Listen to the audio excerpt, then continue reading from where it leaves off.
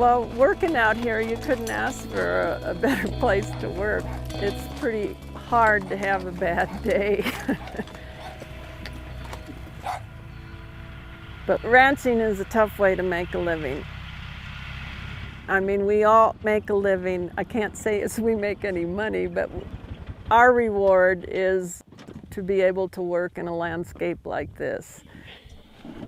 Economically, with the expense of equipment, of fuel, of wages, of taxes, of you name it, it doesn't pan out, and lots of people are forced to have to sell out part or all, and the only time you make money is when you sell the ranch, you know. My husband, he was kind of looking at a few ways to keep the ranch going and not having to develop it.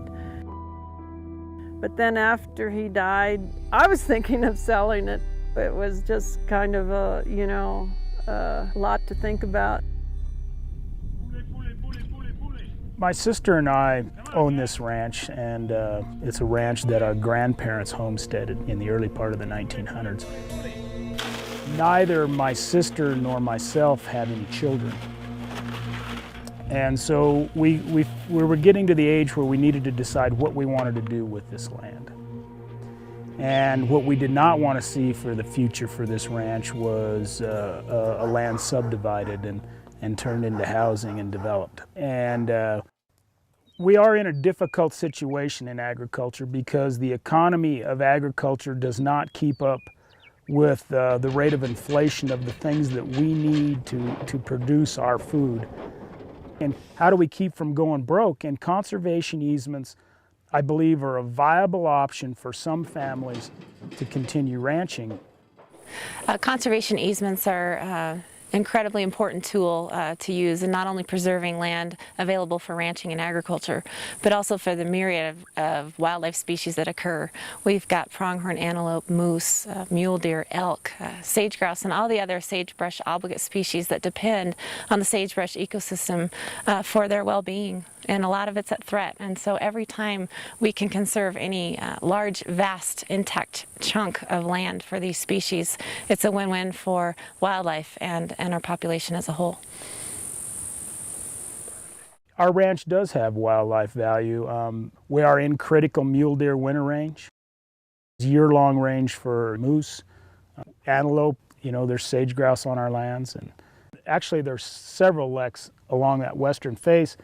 And then when you get to the east over here, there are leks there as well. So our property is being used and has been used by sage grouse since I can remember. I can see them, I think, from one end of this place to the other at different times. I see most of the grouse when we're horseback because we're in the grasses, we're in the sagebrush. It's great habitat for the grouse. Fragmentation is the #1 listing factor for the species and why we're considering it to be at risk.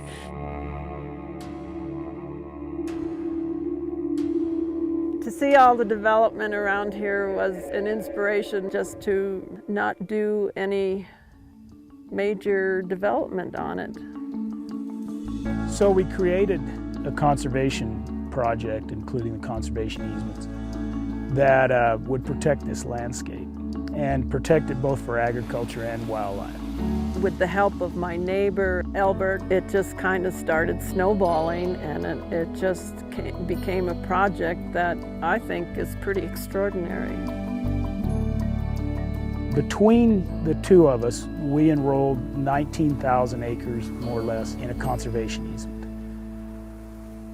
What we did is allowed the birds to show us the habitats that were most important, and they did that by where you have the greatest density of sage grouse, and then we were able to build from that the areas where we have the most opportunity to do the most good for the species.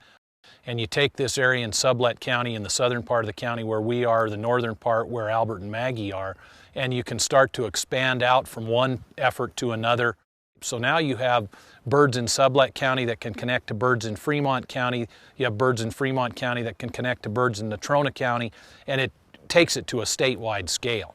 Instead of trying to do things a little bit here, a little bit there, we can zero right in on the areas where we can have the most effect, the fastest, for probably the least amount of money. The Summers Grindstone easement was just a monumental undertaking, 19,000 acres in one easement. We had to have many different partners along the way, funding partners, technical partners, just people to just put all the pieces together. And the Land Trust in the state of Wyoming are just an amazing partner to see those things through. And Sage Grouse Initiative dollars coming through in the form of easements is really important in the western United States. Our agricultural producers throughout the nation produce the feed and fiber that we rely on, and anytime that we can help those people to make sound decisions to keep them in business is a decision well made. Our family has always enjoyed wildlife, and we're very much advocates of the agriculture industry. And so we've seen this as an opportunity to preserve into the future ranching and wildlife.